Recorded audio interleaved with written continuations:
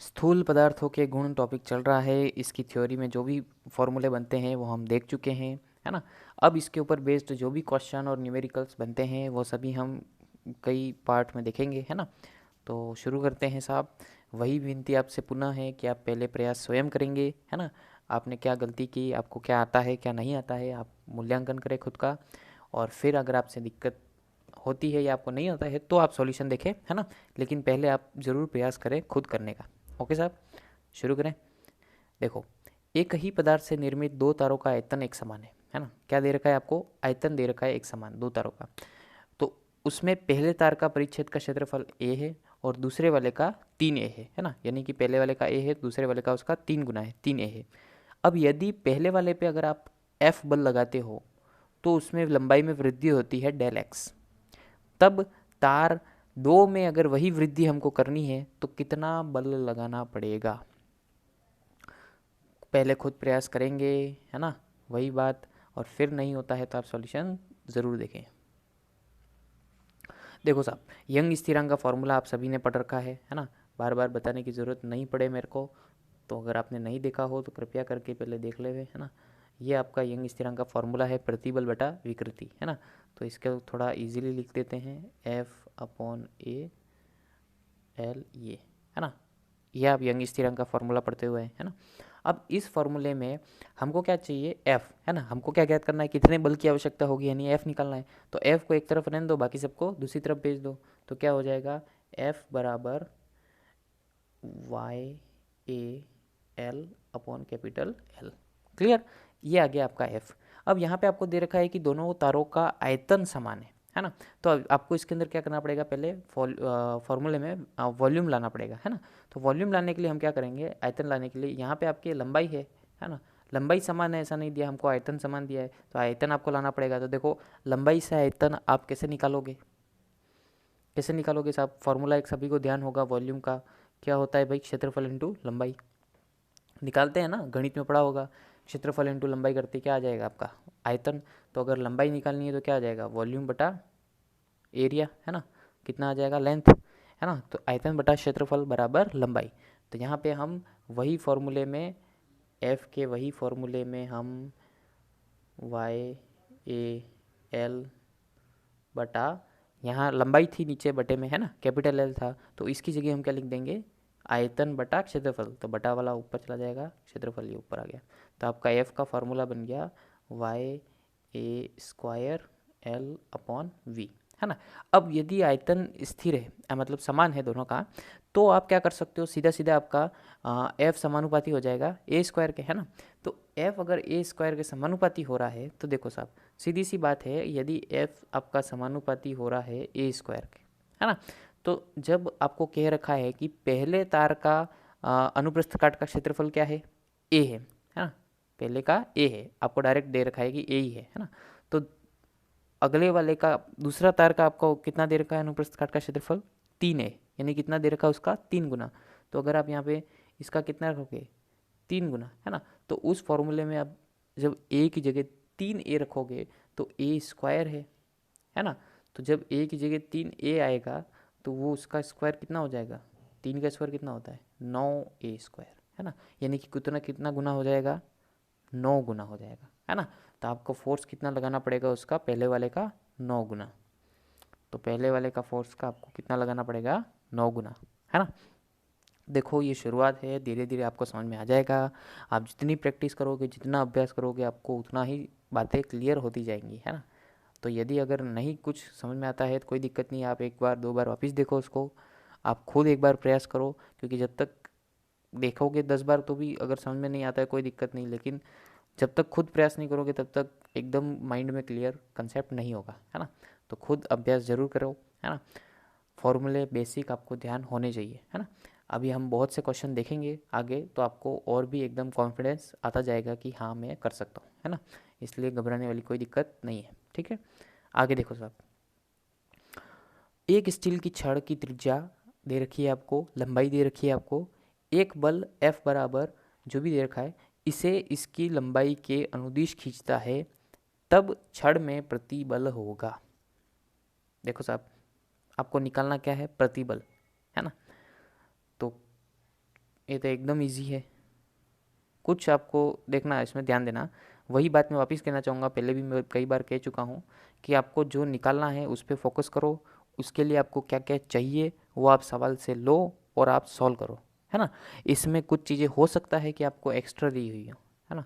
तो आपको सोचना नहीं है कि बैठ के कि मतलब ये दिया तो दिया क्यों, है ना। आपको उससे लेना देना नहीं है, आपको आपका आंसर निकालना आना चाहिए बस, है ना। तो हो सकता है कुछ चीज़ें एक्स्ट्रा दी हुई हों तो दे देंगे, उनकी मर्जी, है ना। तो आपको जितना चाहिए उतना ही लेना है। बाकी अगर एक्स्ट्रा सवाल में दे रखा है तो घबराना नहीं है, ठीक है।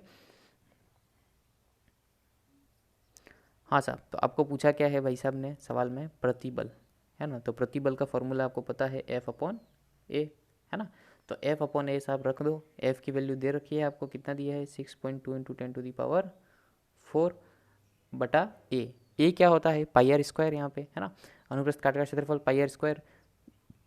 पाई कितना लेते हैं हम, 3.1422/7, आपको जो अच्छा लगे ले सकते हो, कोई दिक्कत नहीं है ना।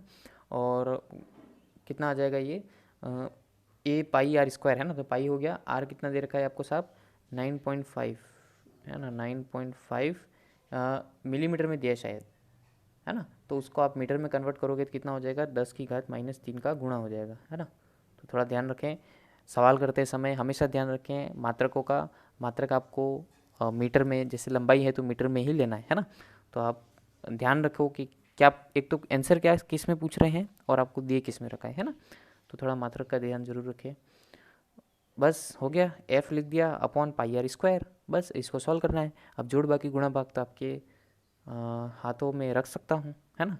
देखो कुछ नहीं करना, आप देखो 10⁻³ है तो इसका स्क्वायर हो जाएगा, तो ये हो जाएगा 10⁻6, जो ऊपर चला जाएगा तो कितना हो जाएगा 4, तो प्लस का माइनस का, देखो 4 10⁻4 तो प्लस का, और -6 ऊपर चला जाएगा प्लस का, है ना। तो 10⁻, ये हो जाएगी 10, ये हो जाएगी 10⁻10, और ये आपका देखो लगभग डबल है ना। तो कट के हो जाएगा डबल 2, और 995 का स्क्वायर, और उसका फिर आप 2 से काट देना और भाग दोगे तो आपका आंसर आ जाएगा, जो कि आएगा लगभग 0.022 इंटू 10⁻10, है ना। तो ऑप्शन देखो आप, ऑप्शन में हमारा 10⁻10.22 आया, तो अच्छा चलो ठीक है, तो उसमें खिसका देंगे 0.022 इंटू 10⁻10 आएगा, है ना। तो आप इसको 2 पॉइंट खिसका देना तो कितना आ जाएगा 2.2 इंटू 10⁸ क्लियर। तो छोटा मोटा आगे पीछे तो आप कर लेंगे, यानी कि आंसर आ जाएगा आपका सी। क्लियर है। जोड़ बाकी गुणा भाग तो आप जितना खुद करोगे, खुद अभ्यास करोगे तो आपसे अपने आप इजीली हो जाएगा, है ना। हाथ दौड़ने लग जाएगा अपने आप, खुद थोड़ा प्रयास ज़रूर करें, है ना। जोड़ बाकी गुणा भाग तो आपके हवाले वतन साथियों, ठीक है। किसी तार के एक सिरे से 6 किलोग्राम का भार लटकाने पर लंबाई में 12 मिलीमीटर की वृद्धि होती है। तो यदि तार की त्रिज्या 2 गुनी कर दी जाए एवं अन्य सभी परिमाण अपरिवर्तित रहें तो तार की लंबाई में वृद्धि होगी। करो साहब, एकदम इजी है, फॉर्मूला वही यंग स्थिरांक वाला, है ना। लगाओ दिमाग। यहाँ पे क्लियरली आप देखो रिलेशन क्या बन रहा है वो देखो, है ना। तो यंग स्थिरांक का फॉर्मूला आपको सभी को ध्यान है, F upon A L capital L, ठीक है साहब, ये सभी को ध्यान है। अब इसके अंदर आप देखो तार की लंबाई में वृद्धि होगी, है ना। तो आपकी तार की लंबाई में वृद्धि यानी कौन सा है, स्मॉल एल पूछ रहा है ना। तो स्मॉल एल का फॉर्मूला निकाल लो पहले तो इस फॉर्मूले से। तो स्मॉल एल का फॉर्मूला क्या आ जाएगा, एफ स्मॉल एल इधर चला जाएगा, वाई नीचे आ जाएगा, है ना। तो एफ एल अपॉन ए वाई, क्लियर। तो अब आपको पूछा है रिलेशन किस में दे रखा है, आपको क्या दे रखा है, यदि तार की त्रिज्या 2 गुनी कर दी जाए, है ना।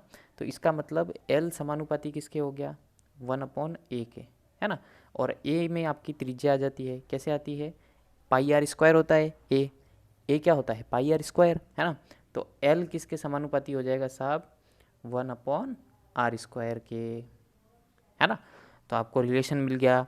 अब रिलेशन मिल गया तो आप इससे इजीली कर सकते हो, है ना, कि क्या कर सकते हो, तार की त्रिज्या कितनी हो जाएगी 2 गुनी, है ना। तो 2 गुनी हो जाएगी, इसका मतलब स्क्वायर है, तो कितना हो जाएगा 2 का स्क्वायर 4, है ना। तो कितना हो जाएगा एल समानुपाती 1/4, 4 है ना। तो इसका मतलब जो भी तार की लंबाई होगी उसका आपको 1/4 आपको करना है। ठीक है साहब। तो लंबाई में वृद्धि कितनी दे रखी है, लंबाई की वृद्धि का 1/4 करना है हमको। तो लंबाई में वृद्धि दे रखी है आपको 12 मिलीमीटर है ना। तो लंबाई की जितनी वृद्धि होगी उसका हमको 1/4 यानी कि 12/4 कितना हो जाएगा, 3 मिलीमीटर है ना। तो तार की लंबाई में वृद्धि कितनी होगी साहब, 3 मिलीमीटर है ना। क्योंकि सभी परिमाण अपरिवर्तित रहेंगे तो आप इसको इक्वेशन बना के पूरा लंबा चौड़ा भी सोल्व कर सकते हो और ऐसा डायरेक्ट रिलेशन से भी कर सकते हो है ना। तो कंपटीशन एग्जाम में तो आपको थोड़ा फटाफट करना पड़ेगा है ना। तो थ्योरी में आप चाहो तो उसको इक्वेशन बना के भाग दे के फिर सारे परिमाण आपके समान हैं या अपरिवर्तित हैं तो आप उनको आपस में काट के और ऐसा एकदम अच्छे से रिलेशन बना के लिख सकते हो। नहीं तो आप यहाँ पे सॉल्व करने के लिए हम डायरेक्ट वही फॉर्मूला लगा देते हैं है ना। और सीधा आपको दे रखा है त्रिज्या 2 गुनी हो रही है ना। तो 1/r² के समानुपाती है आपकी लंबाई। तो सीधा क्या हो जाएगा साहब, 2 का स्क्वायर हो जाएगा 4 यानी कि 1/4। तो 12 आपकी वृद्धि थी तो 12 का बटा 4 कर दिया, कितना आ गया, 3। क्लियर। थोड़ी सी प्रैक्टिस करोगे हो जाएगा। देखो साहब आगे देखो, कॉन्फिडेंस आएगा जैसे जैसे सवाल करेंगे है ना। 1 मीटर लंबी स्टील की छड़ पर लंबाई के अनुदिश प्रतिबल आपको दे रखा है। यदि इसका यंग गुणांक भी आपको दे रखा है तब छड़ में उत्पन्न वृद्धि होगी। यानी कि वही इसमें भी क्या पूछ रहा है आपको, स्मॉल एल की वैल्यू निकालनी है ना। छड़ में उत्पन्न वृद्धि यानी कि स्मॉल एल निकालो साहब, करो प्रयास। हो गया होगा आपसे, नहीं हुआ हो तो कोई बात नहीं। देखो साहब वही फॉर्मूला यंग स्थिरांक का F/A है ना। अब इसके अंदर हमको निकालना क्या है, स्मॉल एल निकालना है। तो स्मॉल एल बराबर F/A, वाई इधर आ जाएगा ये है ना। बस अब इसके अंदर आपको क्या निकालना है, स्मॉल एल हमको निकालना है, उसका फॉर्मूला हमने निकाल दिया। अब यहाँ पे आप ध्यान देना, आपको सवाल में डायरेक्ट प्रतिबल दे रखा है ना। यानी कि F/A की वैल्यू डायरेक्ट दे रखी है ना, अलग अलग नहीं दिया है F और A, आपको डायरेक्ट दे रखा है। सवाल में देख सकते हो आप, ये देखो प्रतिबल आपको डायरेक्ट दे रखा है ना। प्रतिबल आपको डायरेक्ट दे रखा है, इसका मतलब F/A की वैल्यू आपको क्लियरली डायरेक्ट दे रखी है ना। तो डायरेक्ट रख देंगे, हमको क्या कोई दिक्कत नहीं है। तो स्मॉल एल बराबर F/A की जगह हमको जो वैल्यू दे रखी थी 3.18 इंटू 10⁸ डायरेक्ट रख दी। ठीक है साहब। इंटू क्या था एल, तो एल कितना दे रखा है आपको 1 मीटर है ना। यानी कि सीधा 1 बटा यंग स्थिरांक दे रखा है आपको 2 इंटू 10⁻11 है ना। बस सॉल्व कर दो इसको, आंसर आ जाएगा आपका है ना। ये भाग दोगे कितना आ जाएगा, 1.59 इंटू 10 कितना आ जाएगा, -3 है ना। 9 10 11, हाँ 10⁻³ ये आ जाएगा आपका मीटर में। ठीक है साहब। अब ये आया मीटर में, हाँ लेकिन आपको ऑप्शन में दे रखे हैं मिलीमीटर। तो मिलीमीटर में बदलने के लिए क्या करते हैं, 1000 से गुणा करते हैं।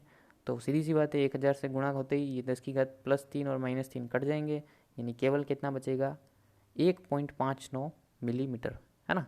तो देखो ऑप्शन 1.59 मिलीमीटर, ये डी।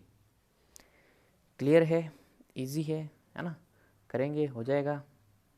आगे देखो साहब, अनुप्रस्थ परिच्छेद क्षेत्रफल आपको दे रखा है, जो स्टील का तार लिया है जिसकी अधिकतम विकृति आपको दे रखी है 10⁻³ है ना। इसमें आपको डायरेक्ट विकृति दे रखी है, ध्यान रखना है ना।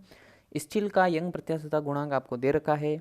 तार से अधिकतम द्रव्यमान कितना लटकाया जा सकता है, यानी कि आपको वो द्रव्यमान m ज्ञात करना है जो आपको तार से लटकाना है। ठीक है साहब, यानी कि m की वैल्यू आपको निकालनी है, करो प्रयास।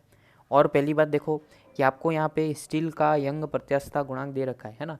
सपोज हो सकता है कभी आपको यंग प्रत्यास्थता गुणांक नहीं दे है ना, ऐसे तो देंगे लेकिन नहीं दे तो आपको कुछ एक का यंग प्रत्यास्थता गुणांक की ध्यान रखना है। तो वो मैं बता देता हूँ, ये कुछ एक यंग प्रत्यास्थता गुणांक हैं जो जनरली आपके बहुत काम आएंगे है ना। तो आप इनको ध्यान रखें, हो सकता है कभी सवालों में दे कभी नहीं भी दे है ना।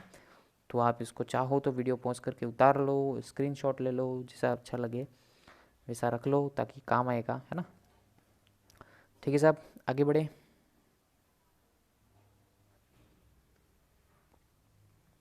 हाँ साहब, हो गया क्वेश्चन आंसर प्रयास करो, नहीं आओ तो करेंगे।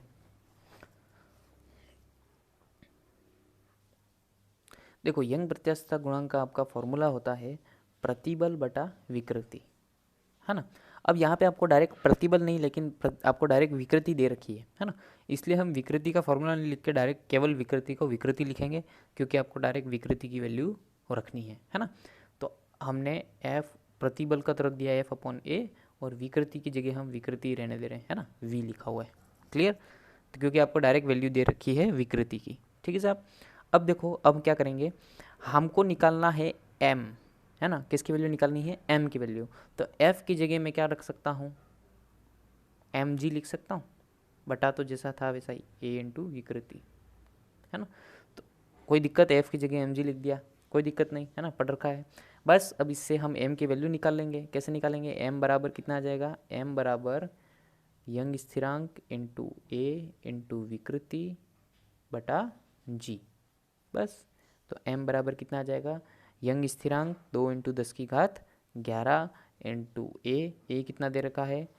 3 इंटू 10 की घात -6 इंटू विकृति 10 की घात -3, है ना, बटा जी कितना होता है? 10, है ना, वही त्वरण जी, है ना। वैल्यू कितनी होगी इसकी? 10। बस अब इसको सॉल्व करो साहब, थोड़ा सा सॉल्व करना है। 3 दूनी 6 हो जाएगा, और इधर 10 की घातें आपकी कट जाएंगी। कितना हो जाएगा? ये -9 प्लस का 11 कितना हो जाएगा? प्लस का 2, और ये माइनस का एक ऊपर और आएगा, 2 में से 1 गया तो 1, तो 6 इंटू 10 की घात 1, यानी कि बचा केवल आपका 60। ठीक है, तो देखो ऑप्शन आपका आ गया आंसर 60 किलो। क्लियर? कुछ नहीं था इसमें, तो सीधा हमने फॉर्मूले में वैल्यू रखी है। अब इतना सो आप दिमाग लगाना आना ही चाहिए, प्रयास ज़रूर करना है, हो जाएगा, कोई दिक्कत नहीं आएगी, है ना। तो घबराए नहीं, प्रयास करें, हो जाएगा। ओके साहब, एक लास्ट सवाल और देख लो, आज का एकदम इजी है। एक तार की अनुदैर्ध्य विकृति आपको दे रखी है, पॉइसन अनुपात भी आपको दे रखा है, आपको पार्श्विक विकृति पूछी है ना। तो पार्श्विक विकृति कैसे निकालोगे साहब? पॉइसन अनुपात को किससे दर्शाते हैं हम? सिग्मा से, है ना। तो पॉइसन अनुपात का आपका फॉर्मूला क्या कहता है? सिग्मा बराबर पार्श्विक विकृति बटा अनुदैर्ध्य विकृति, है ना। तो पार्श्विक विकृति बटा अनुदैर्ध्य विकृति, तो सिग्मा कप को कितना दे रखा है? 0.5। तो 0.5 बराबर पार्श्विक विकृति आपको निकालनी है, तो पार्श्विक विकृति हमको निकालनी है, बटा अनुदैर्ध्य विकृति कितनी है? 0.03। तो बस इसको निकालने के लिए आप इसको इधर गुणा करा दो, कितना आ जाएगा? 0.015, है ना। तो आपका आंसर आ जाएगा 0.015। बस इजी था एकदम, है ना। तो बेसिक से फॉर्मूले हैं वो आपको ध्यान होने चाहिए, आपसे क्वेश्चन इजीली हो जाएगा, कोई दिक्कत नहीं आएगी। तो अभ्यास करते रहो, पढ़ते रहो, और क्वेश्चन हो जाएगा। हम अभी बहुत से और क्वेश्चन देखेंगे, है ना। तो धीरे धीरे आपको कॉन्फिडेंस आ जाएगा। ओके साहब, पढ़ते रहो, धन्यवाद।